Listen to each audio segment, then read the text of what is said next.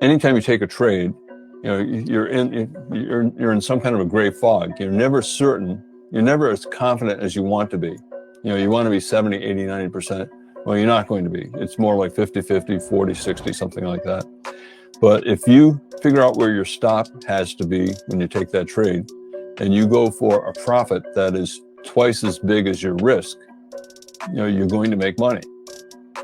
Because if it's 40-60, even if you're wrong 60% of the time and right 40% of the time, if you go for a reward that's twice your risk, the worst you're going to do is break even.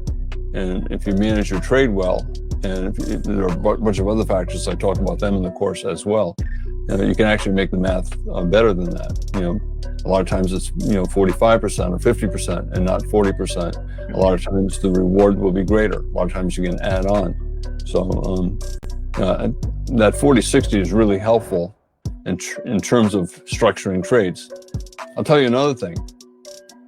90% of days have at least one swing trade with a good signal bar, either a sell signal bar or a buy signal bar, that leads to a profit of 40% of an average day's range. And the average day lately has been about 50 points. Today it's a little bit more than 60, right? So 50 points, 40% of 50 points is 20 points.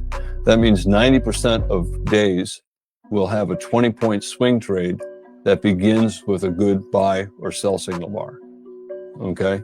Yeah. And so if you patiently just look for a 20-point swing every day and look for a good signal bar, I think it's a really good strategy. So that's just one of those things that you see, when you look at a lot of charts.